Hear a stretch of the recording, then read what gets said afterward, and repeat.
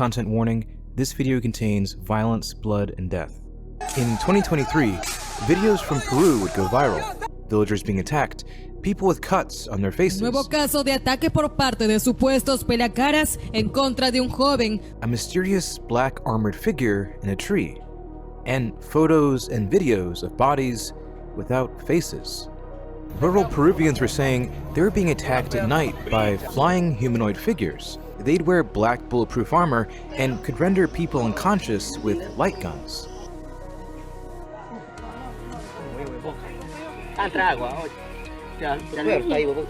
Locals call them Pelacares, or face peelers.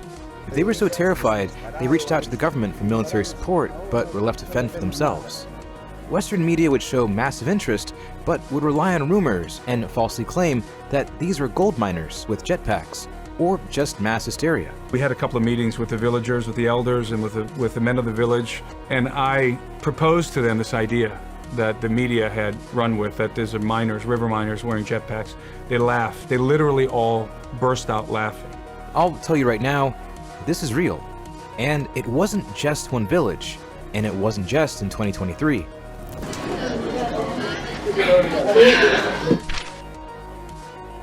Le han sacado todo su cara. One of his relations was killed and had all their organs removed. And so the locals think that it's Pelacara and that it's gringos involved.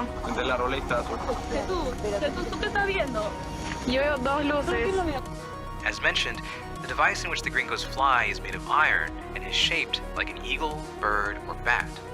The real question is, who is really behind it? Extraterrestrials or humans? I have a lot to show you on this topic. It looks like he may commit suicide. Suicide is badass. And I'm not suicidal. This is Exploring the Paranormal, the Peruvian Face Peelers. So how and where did this begin? The timeline spans from June to October of 2023, and during this time, indigenous communities all around Peru were claiming to be attacked by mysterious beings. And each story was almost identical despite them all being in remote locations far away from each other. They call them Pelacares, or face peelers, and also pistacos, loosely translating to butcher. They stand 6.5 to 7 feet tall, wear black metallic armor with a sloped green goblin-styled helmet, and have yellow or green almond-shaped eye lenses, a hard-shell backpack, and fly primarily on a disc attached to their feet, which would also have a variety of lights. They would generally travel in pairs of 2 and would attack locals at night with what were described as light guns or lasers. And this light gun would instantly make a person unconscious. The earliest cases began in the region of Ucayali, close to the city of Pucallpa.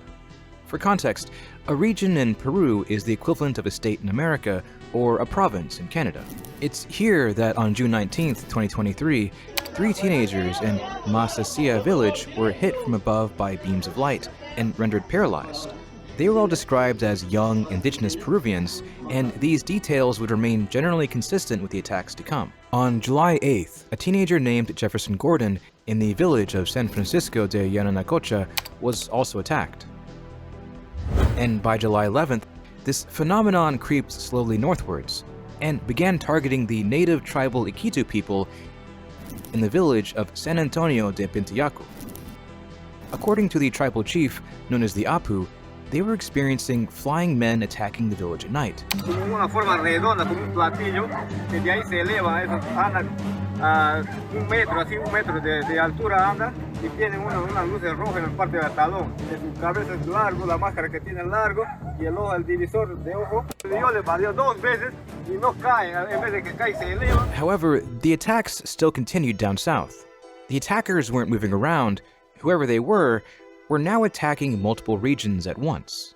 4 days after the attacks began in San Antonio de Pintiaco, Professor Silas Soto of San Luis de Caco village, south of Pucallpa, was shot in the head by what was described as light beams by anomalous beings. And as July went on, these attacks would become exponentially more violent, because now, alongside the light attacks, we would begin seeing them try to mutilate people.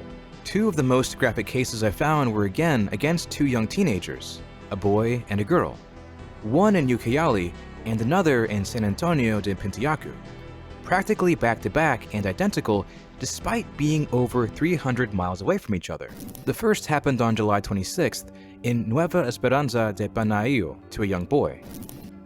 He was attacked, but luckily he was saved from the attackers and he survived, but he was left with the bottom two edges of his face sliced open and his body coated in his own blood. El joven quedó totalmente herido, con signos de que habrían intentado llevarse todo en lo que respecta a la piel de su rostro, siendo atendido por los paramédicos por la gravedad de sus heridas. And then on July 29th in San Antonio de Pintiacu, Talía Davila Diaz, a 15-year-old girl, was also attacked, but again was also saved. She was left in a daze and also had slices on her face. And it's from this attack that we have some of the best first-hand witness testimony on these mysterious Pelacares. According to Talía, these individuals spoke Spanish. The taller one, she says, spoke Spanish like me, like a gringo with an accent, and the smaller one spoke like a Peruvian. This is the encounter as she told it. It was getting dark and Talía was trying to get fruit from a tree nearby. She knocked the fruit off the tree and bent down to pick it up, and she felt a gust of wind behind her and saw leaves around her rustle. She looked around, and there was a Pelacara. He was rapidly gliding up the hill towards her. However, he made no noise as he did so. It was a large man, estimated at 7 feet tall, wearing all black armor on a disc. The description she gave me of these individuals is identical to what everybody else was saying to us. They were dressed head to foot in black body armor. He described how it was on the forearms and on the shins, and the chest was some sort of like a breastplate, metallic, and they were wearing these helmets, these large helmets, elongated helmets. He grabbed her and covered her mouth so she couldn't scream. A second Pelacara approached, slightly shorter, also on a disc, and grabbed her by her legs. She was now fully restrained. They then took her behind a nearby hut. The being at her feet mixed powder with a solution in his hand and used a syringe to inject it into her nose. Apparently, it was a type of sedative. The one holding her from behind then smeared cream on her face, causing her face to go numb.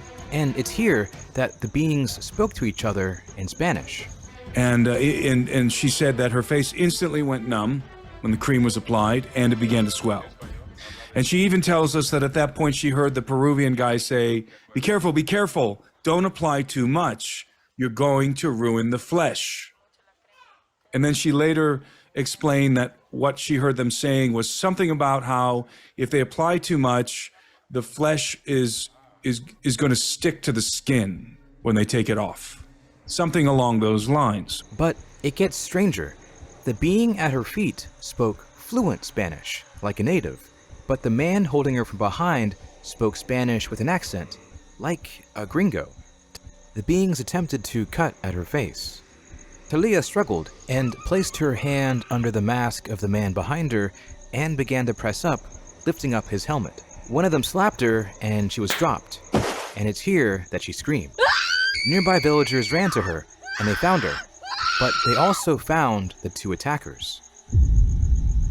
And Talía says that at this moment she heard the Peruvian face peeler say to the gringo, let's go, let's get out of here.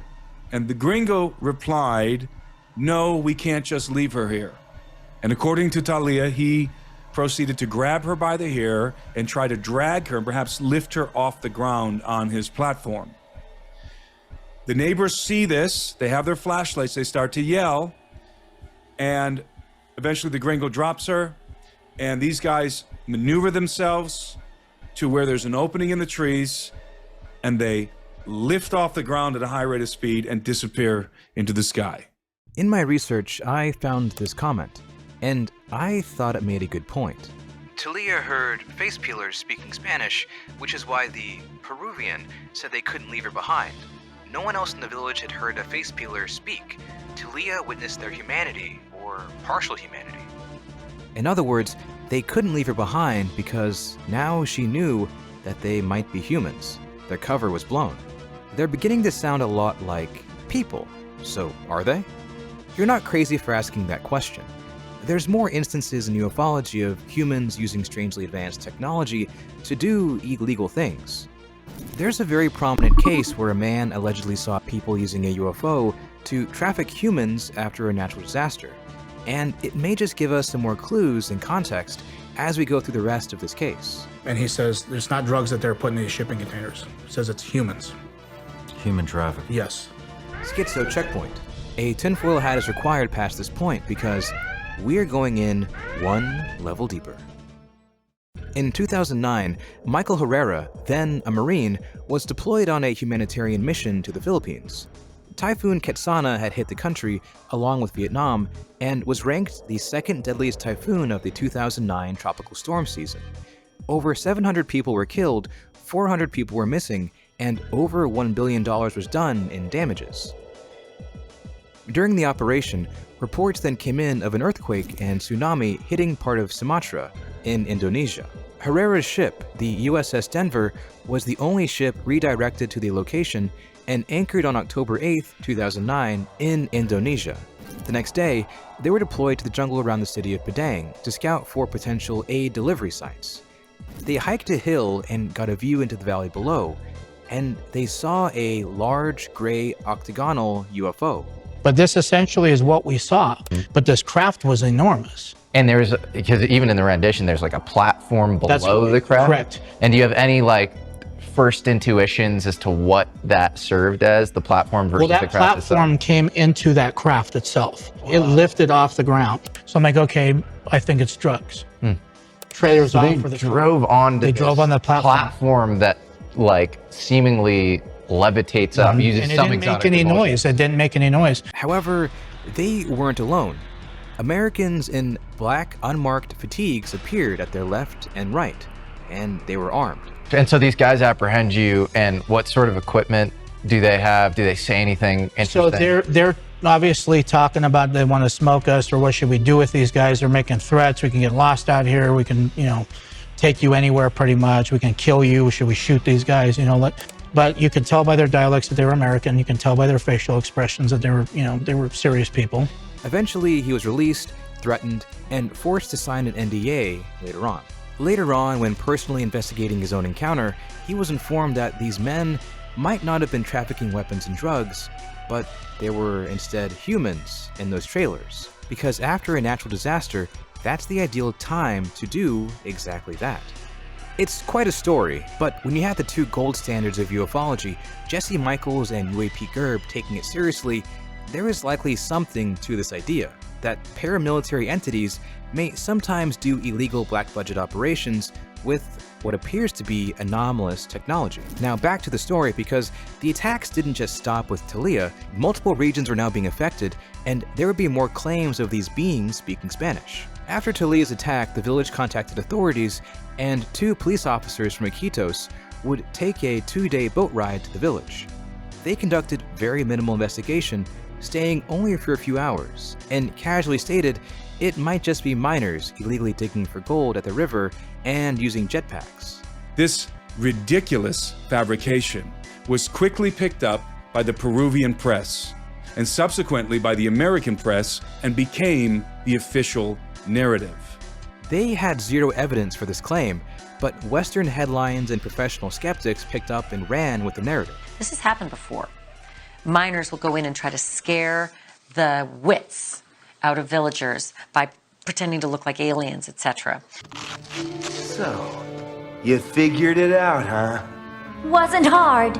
Villagers from around this particular region were getting frustrated at the lack of government support, and at the end of July, the villagers of nearby San Pedro Pintillacu went to the city of Iquitos seeking official help. ¿Ustedes han arrestado a alguna de ellas? ¿Les han disparado? ¿Han hecho alguna cosa? Nosotros tratamos de querer capturar, pero no se puede porque son personas blindadas. Disparamos a uno, no le hacemos nada. Le rodeamos la comunidad, sale a agarrarle, ellos parece que vuelan al espacio nuevamente. But as August arrived, no help was coming from the government, and the attacks continued. Around this time, the beings were also now being seen at the Buena Vista community at Herrara River along the border of Peru and Ecuador. One of the witnesses is seen here. as to what he saw when he and his brother were on a boat and shined a flashlight on bright lights flying overhead. Entonces que él viste el Pelacara.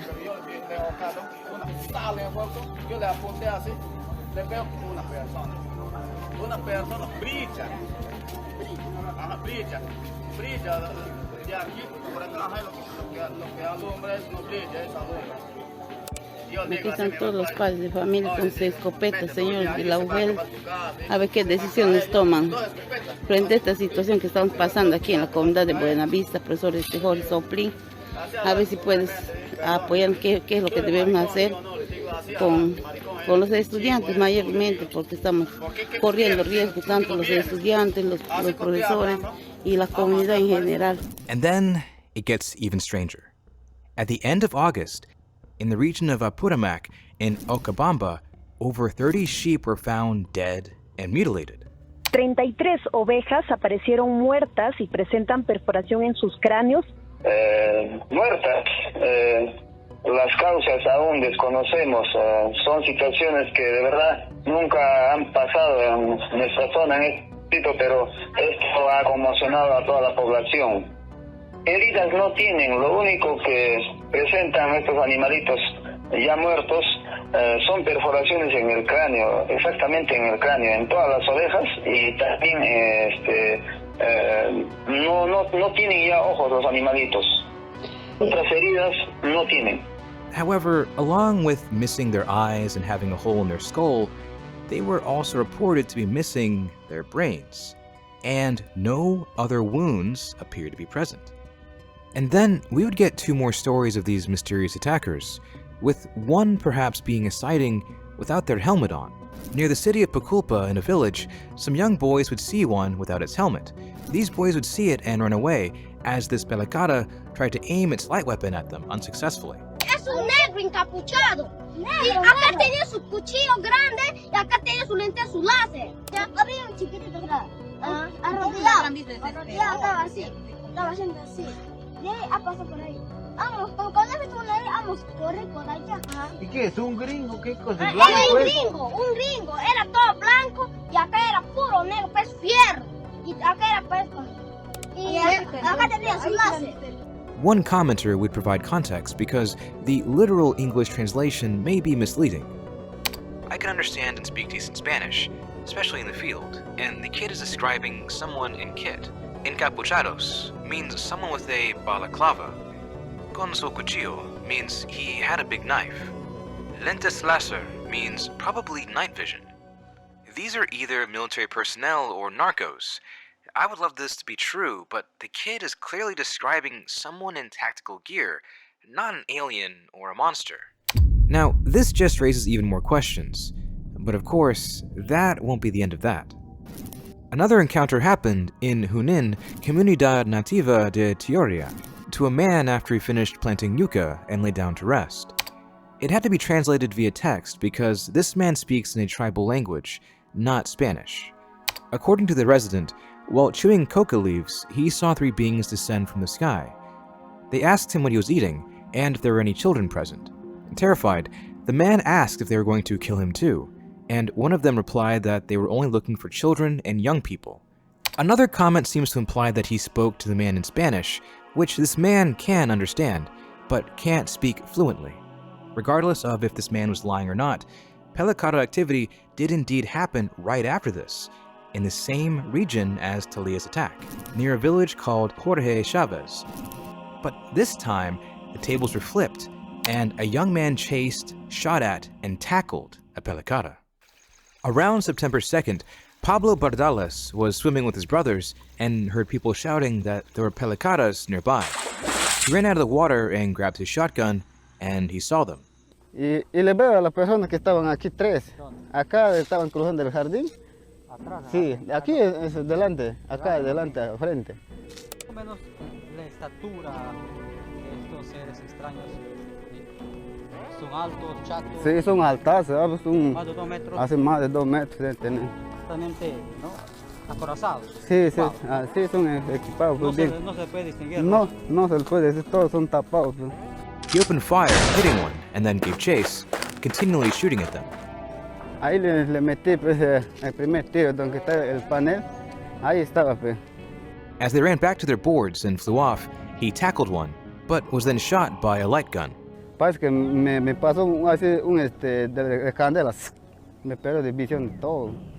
Me tumbó directo al corazón, me quedó privado pues. Y yo no podía hacer nada sin aquí mis compañeros llegar después pues. This video would then surface after the encounter. So far, we only have verbal descriptions of these face peelers, but then on September 12th, we'd get a video.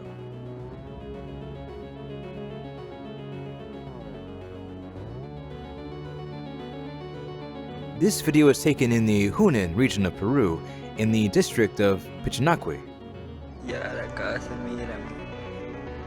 The man recording it calls the being a motherfucker. It appears to be putting on a backpack. We see exactly what the villagers are describing: almond-shaped eyeglasses and a large sloped helmet. Because of all the events, villagers in Peru had become paranoid towards all foreigners, and in one rural village, 2 Brazilians were traveling through the region and were attacked violently by the locals.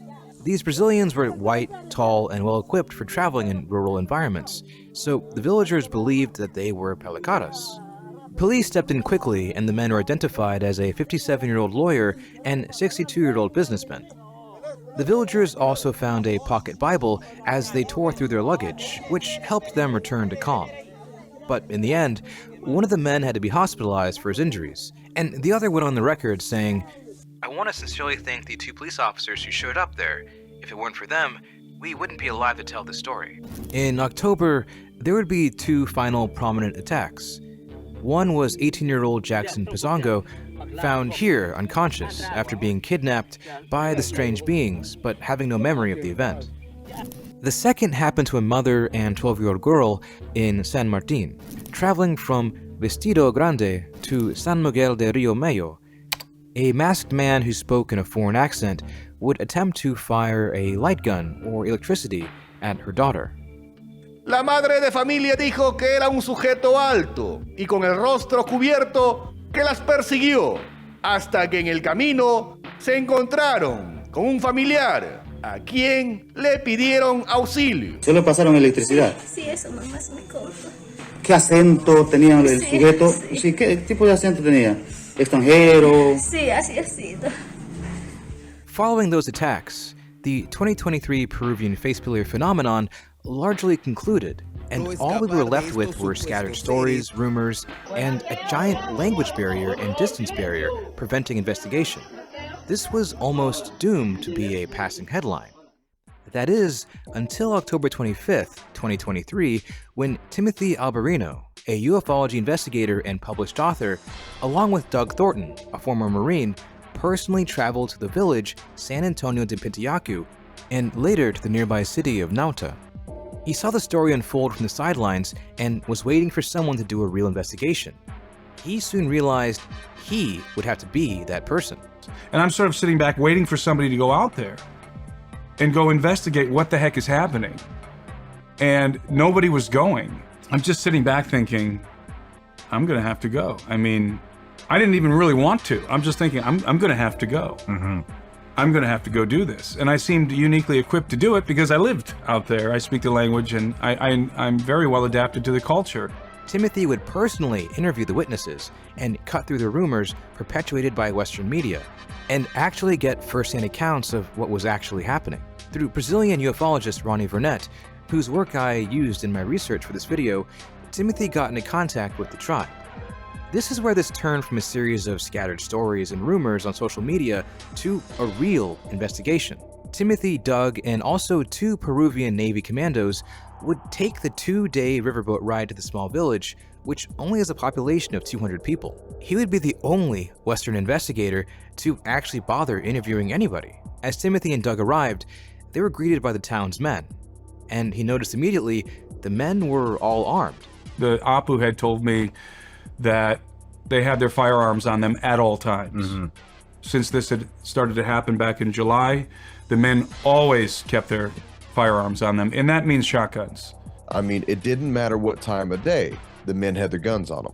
Timothy had brought with him large amounts of food for the people and also modern tactical equipment to gift the village's militia. We got them really good radios, high-powered flashlights, and commercial-grade night vision goggles that have a recording capability, so they could actually record the phenomenon with the night vision. And then we gave him some thermal binocular. There was a ceremony for them both, where he was given a drink called masato, which is made from mashing yucca and fermenting it with saliva. Ew! Dude! What the fuck? What did you think of that masato? It was terrible. Along with the gifts, Doug and the Navy commandos trained the village men in proper squad tactics. While in the village, they noticed some strange things. And I was told that they were getting very little sleep. They were not going out to their chakras, their farms out in the jungle to harvest products. They were not going very far down the river to fish. Like the whole village had PTSD. They also decided to cut away large amounts of surrounding forest to make it harder for the Pelacares to hide. By cutting down the trees, they could remove the cover that the assailants were using to covertly approach the village in the dark of night and create more real estate to plant crops closer to their homes, as they were no longer venturing out to their plantations. But the most interesting part of the expedition was the interviews of the villagers themselves. We would learn how these face peelers and pishtacos would attack the village. The phenomenon always happened at night. And the first thing that the villagers would see were saucers, little saucers flying around. And the saucers had a series of lights on them. And they had some kind of a floodlight attached to the front that could be turned on and off. So the first thing that they would begin to see are these saucers, these little saucers flying around above the village. How many? The assailants came 2 by 2. And then they would see the saucers go into the jungle and land. And shortly thereafter, 2 individuals would make an incursion into the village. And these individuals were wearing, as I said earlier, black armored bodysuits, head to foot. Again, with helmets, almond-shaped eye lenses. And he would also be the one to personally interview Talía, the 15-year-old girl who survived an attack back in July. But something strange happened when he and Doug first met her and approached her. As soon as she laid eyes on us, she began to tremble and cry and hide her face from us.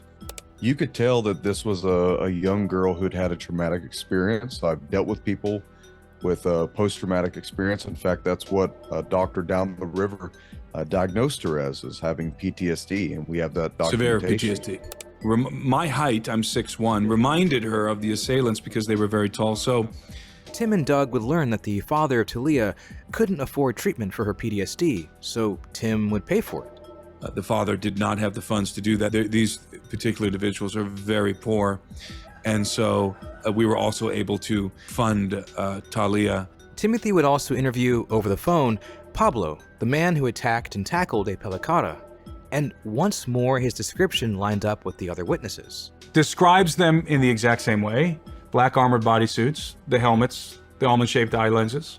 Other villagers would contribute new details as well in their interviews that would just add more questions.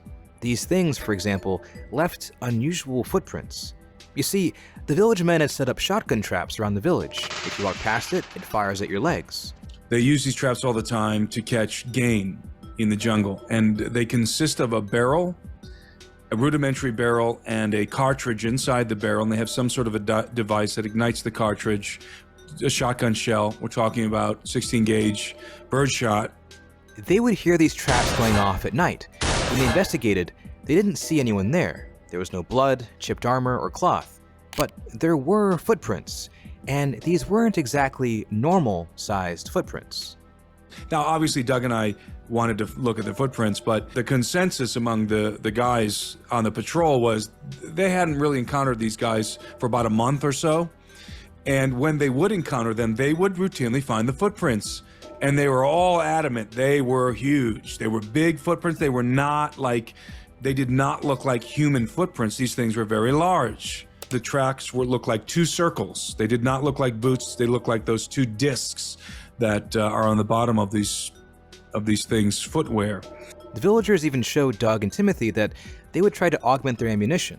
But even then, it had no effect on the Pelacares. They open the cartridges up and they modify the shot inside. I don't know how many pellets those cartridges have, but what they do, and they will fuse them together, they'll melt some together, they'll create larger projectiles. And Hydro was telling me that they were using these in the traps too. And on top of the durability of their armor, their suits seemed to give them increased agility. While their platform was used to fly high, they still seemed capable of levitating and jumping very high without them. One of the women Timothy interviewed described seeing this firsthand. She discussed how families would huddle together in the same house as these beings attacked, and during one of these attacks, she saw one up close. And it was accompanied by a UFO.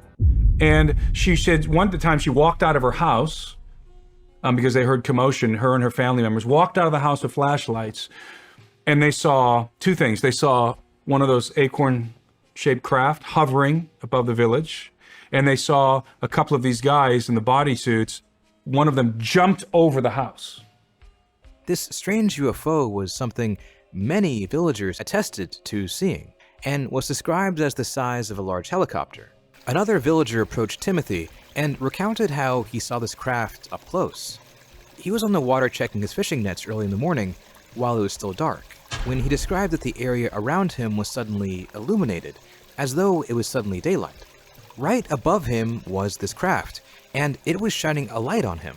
Strangely, he described the underside as appearing like a mesh, and believed he saw two dark humanoid figures inside of it. He would draw this underside view on a whiteboard, and it matched the description given by the other villagers. And in the place of wings, they have small, rounded protrusions which fold open and deploy a series of rapidly blinking lights. The craft have been viewed hovering above the village at very low altitude, some 30 to 40 feet, and have no apparent propulsion systems such as engines or propellers. And this wouldn't be the only place to see a UFO. One of the videos that went viral was people shining flashlights at this tree. People speculated that it was a gray or manted alien that people were pointing out. It was filmed in the city of Nauta, near Iquitos, so Timothy Alberino went to that exact spot. He was shocked to learn that they weren't shining lights at an alien, but instead, they had seen a UFO there. And what's really fascinating and what we did not know is that the people of Nauta saw and experienced the very same phenomenon as the people in San Antonio de Pintuyacu. The very same phenomenon. They saw the guys flying around on the circular platforms, and they saw UFO-type craft hovering above the city. There's a patrol going around Nauta, right? And they were encountering these guys on discs and firing at them, just like in San Antonio. That's going on in the background, so that's the context of this video. Let's talk about how the US military was active inside of Peru during the peak of these attacks. During this exact same time, Operation Resolute Sentinel was being conducted in Peru. Resolute Sentinel's official mission is to integrate combat interoperability and disaster response training in addition to medical exchanges, training, and aid and construction projects. US Special Forces, US Air Force, and US Space Force were deployed to a base inside of Iquitos. Strange, right? Sounds to me like maybe they're related. This is just superstitious Peruvians reacting to modern technology and white people during Resolute Sentinel. Case closed. Well, let's talk about the myth of the face peeler a bit. The legends of the face peelers date back decades, well before 2023. But unlike Western ideas of the boogeyman just scaring and punishing bad children, the Pelacara or Pistaco has its roots in a more real thing. The idea of gringos using advanced technology to steal organs and body fat. And this has been their description for decades. In my research, I found strange deaths that locals say were done by face peelers, which go back well before June or July of 2023. Back in April of this same year, a body was removed from a river near the city of Peculpa, and the body was undamaged, and yet the face was just pale white bone, as though it had been fully removed, and locals believed this was a face peeler attack. May 2022. Robert Ramirez Tangoa had left his village to go vote, but would go missing. When his body was finally found floating in the water, his face was gone. 2009.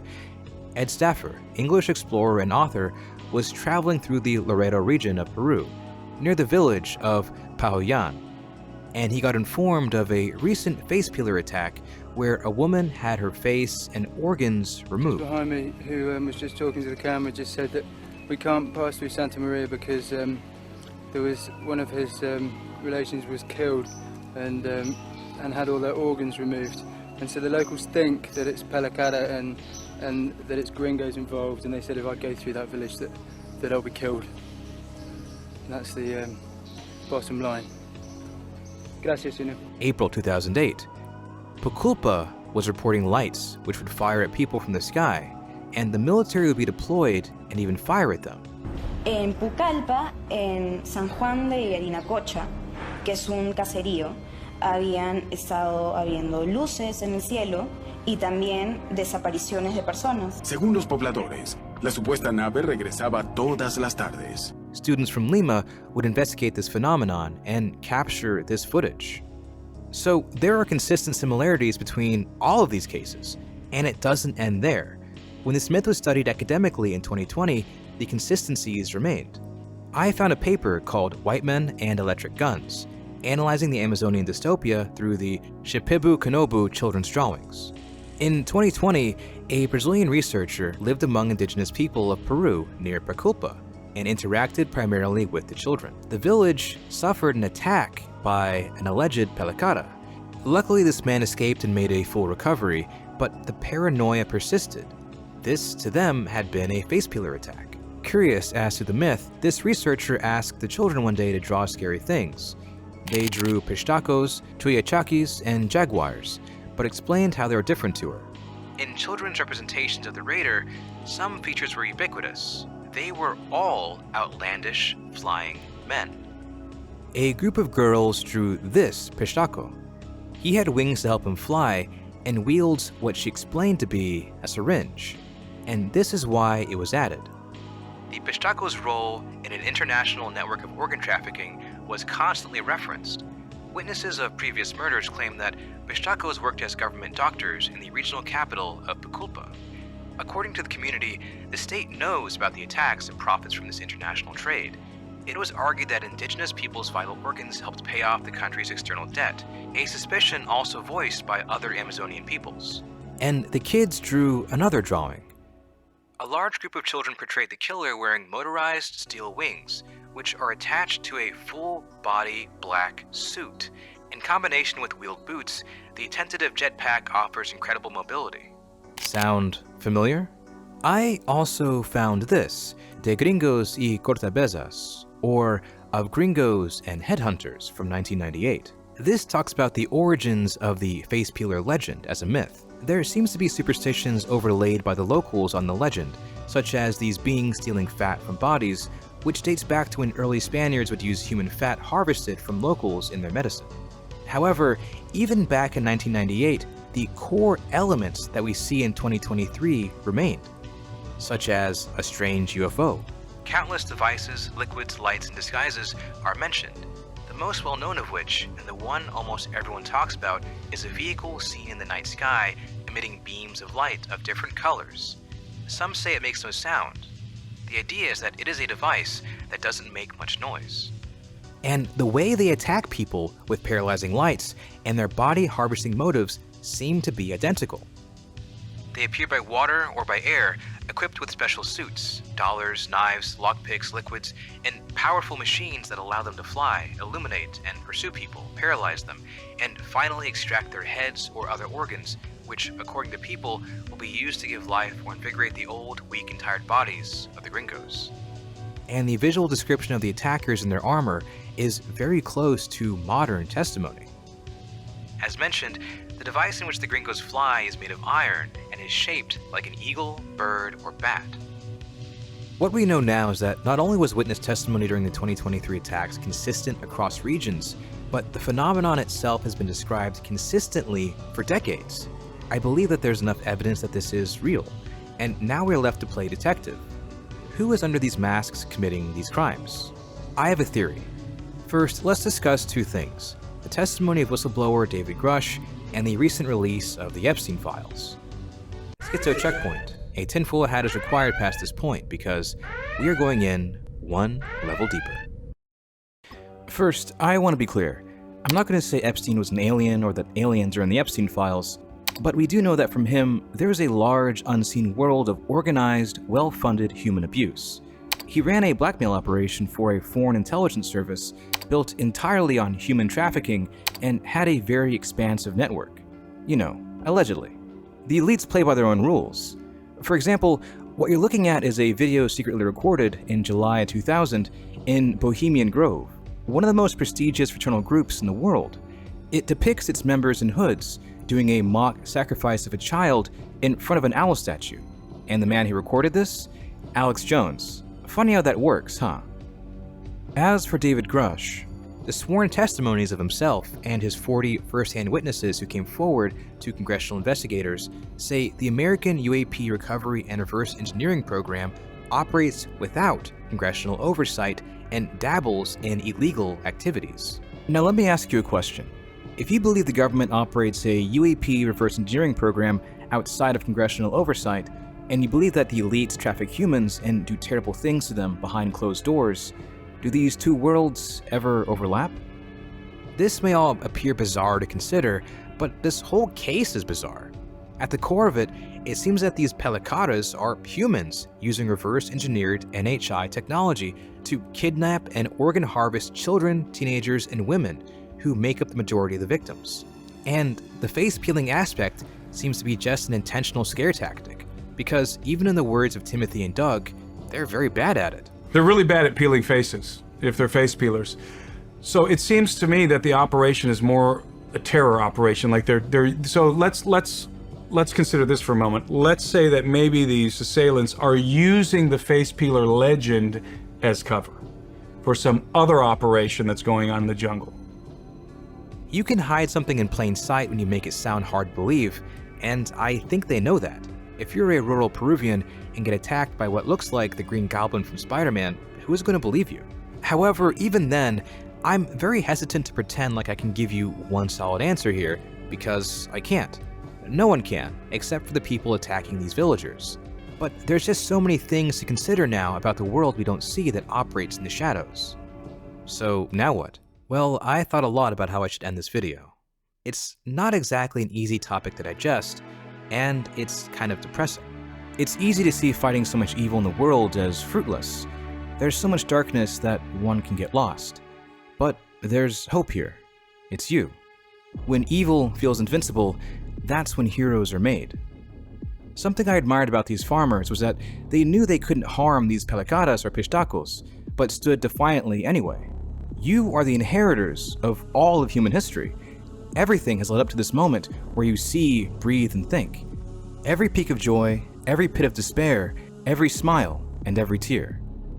So I encourage you to be optimistic for the future, because sometimes we have to be optimistic out of spite. We are at the cusp of achieving everything we ever wanted. Don't let it end here. Think of dark truths getting out as part of fixing the wrongs that were once hidden and preventing them from being in the future. In darkness, just a bit of light can make all the difference. This has been Lately, ending transmission.